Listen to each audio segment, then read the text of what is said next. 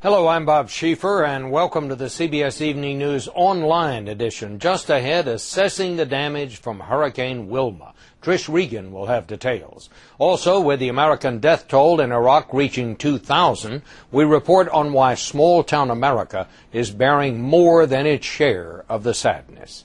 And patrolling the U.S.-Mexico border, a group calling themselves the Minutemen have taken the law into their own hands. Are they vigilantes or just concerned citizens? It's all starting now on the CBS Evening News Online edition. Well, Wilma's come and gone, but she left much of Florida in the dark. The lights have come on in some places, but 6 million people were left without power, and it may be weeks before it comes on again for many of them. Unlike the Gulf Coast during Katrina, Florida was ready, and only 5 deaths were reported. The damage may run $10 billion. 5,000 people are still in shelters, and thousands more are still depending on rescue services for the basic necessities. Trish Regan has been in Florida through all of it, and we go first to her. Hurricane Wilma wasn't the biggest storm Florida has seen in recent years, but she was one of the most damaging. Roofs were torn off homes, windows were shattered in downtown Miami, and boats were left mangled. At airports, jets were tossed around like toy planes. On the roads, cars were swept up in the wind and left on top of each other. The storm is blamed for at least 5 deaths in the state. My heart goes out to people that have lost a lot, and they can be rest assured that the state government and the federal government will be working to provide support. For people here, that support can't come soon enough. Wilma destroyed enough power lines to leave nearly 6 million people without electricity. It's been up to almost 3/4 of our customer base. Florida Power and Light's LT Dwinder is in charge of the company's storm management operation, which was up and running long before Wilma hit. This is the biggest event that we have ever experienced in terms of hurricanes. It's big, and it's going to take us a long time to get everything back in service. In fact, it's going to take 1 month to turn the lights back on. No power, no refrigeration, and in some cases, no water, which in the Florida heat is dangerous.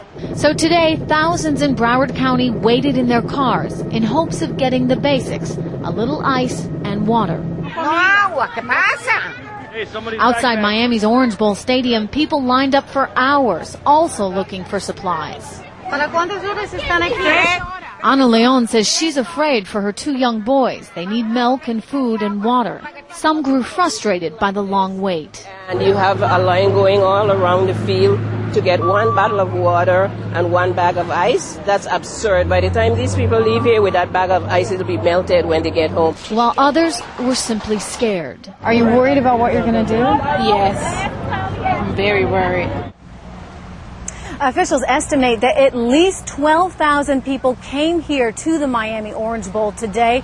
They expect that they will open again tomorrow, provided FEMA is able to come through with some additional supplies. Well, Trish, how is FEMA doing this time around? We know all the bad publicity they got at Katrina. Have they done better this time? Well, Bob, they helped out today. For example, at one point, the city did run out of ice and water, but FEMA stepped in, gave some additional supplies, and the hope is that this will reopen again tomorrow at noon, but it's provided that FEMA comes through. I can tell you the Red Cross has also been involved here. They arrived about 45 minutes ago with some hot meals for people, but they only had about 1,000 of them. Bob? All right. Thank you very much, Trish. More than 90% of the 2,000 who died in the war have died since the president declared major combat was at an end in May 2003, which brings us to our next report.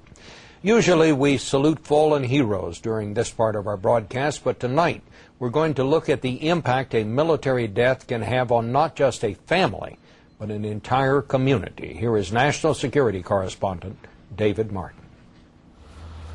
It looks like a 4th of July parade in small-town America. But then the funeral procession comes down Main Street.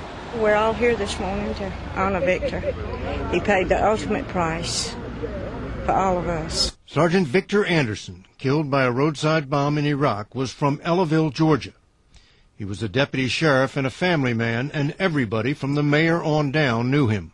You know, it hits us hard because with a small population, it means more to you. 1/4 of the soldiers killed in Iraq and Afghanistan are from rural America, according to the most recent statistics, even though only 1/5 of the military-age population lives there. In other words, small-town America is bearing more than its fair share of sacrifice. And when death comes to a small town like Ellaville, everybody feels it. The school where Victor Anderson's son is a student, workers in factories along the funeral route, the sheriff's department where he worked. They all turned out to pay their respects.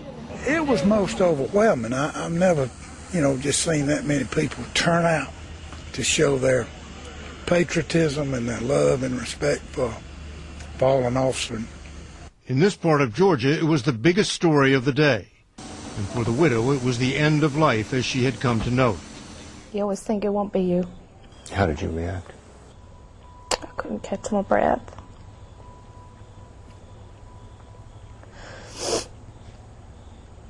It's like they just tear your heart out.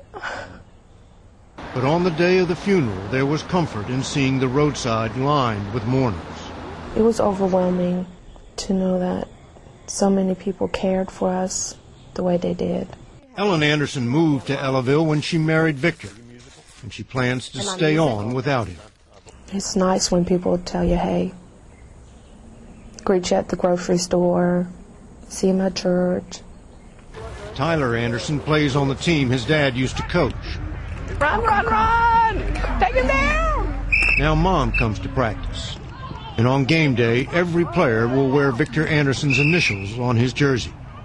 In a country of nearly 300 million people, 2,000 dead may seem like a small number. But not in Ellaville. 2,000 is the entire population of Victor Anderson's hometown. David Martin, CBS News, Ellaville, Georgia. All this week, we're reporting on what has become a very hot issue in this country, security at the borders. Most Americans say the government is not doing enough to keep illegal immigrants out. But a CBS News poll finds that 2 out of 3 oppose the idea of letting civilian patrols do the job. Still, a growing number of so-called Minutemen are saying, if the government can't get it done, we will. Here's Lee Cowan now with tonight's Eye on America. They've been called everything from visionaries to vigilantes. Whatever you think of these self-described night watchmen of the border, the Minutemen seem to be right about one thing. It's going to grow, and it's going to surprise a lot of people who were hoping that we would go away. They're not going away. The Minutemen have been trying to expand beyond Arizona to the porous borders of California, New Mexico, and Texas. And to prove their increased numbers, launched a 30-day patrol this month with what they claim are thousands of volunteers who turned out to guard the border in all 4 states. How would you rate the threat to the country as a whole? Oh, I think this is just a huge threat.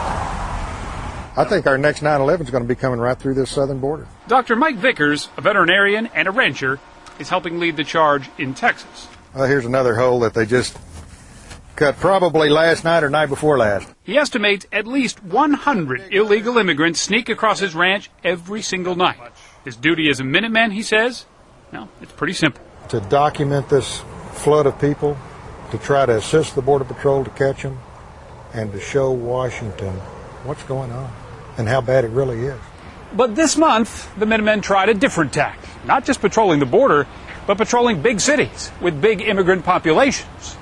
Chris Simcox is the organization's president. Our job is to intimidate law enforcement. But they're not targeting law enforcement. They're targeting day laborers, those undocumented immigrants who gather on street corners, like this one in Houston, looking for work, all while the Minutemen say police look the other way. We want to go after the fact that people are employing illegal aliens, and that's a violation of federal law. They're now videotaping those doing the hiring. And if it scares off day laborers like Jose Cedillo in the process, well, that's okay too. If the Minutemen show up with a camera, what are you going to do? Run, this man told us. But I'm not doing anything wrong. I'm just looking for work. What solution does this really offer? None whatsoever. Critics argue it's not only unreasonable to expect the police to do the work of immigration officers, but it's also practically impossible. They don't have enough police officers to keep the city as safe as it needs to be, and putting them in charge of border enforcement would be a massive disaster. Either way, Dr. Vickers isn't proud of trying to shame his government into fixing the problem. But, as he puts it, we have no other choice. We're on our own out here. We really are. Not a new frontier, but an old one that's growing more crowded by the day. In Falfurrias, Texas, this is Lee Cowan for Eye on America. More stories are just a click away, but don't forget to join me on television for the on-air edition of the CBS Evening News. On Wednesday's broadcast, you might call them terrorists at the gate. We'll show you why it isn't just poor immigrants who know how easy it is to cross America's borders. For CBSNews.com, I'm Bob Schieffer.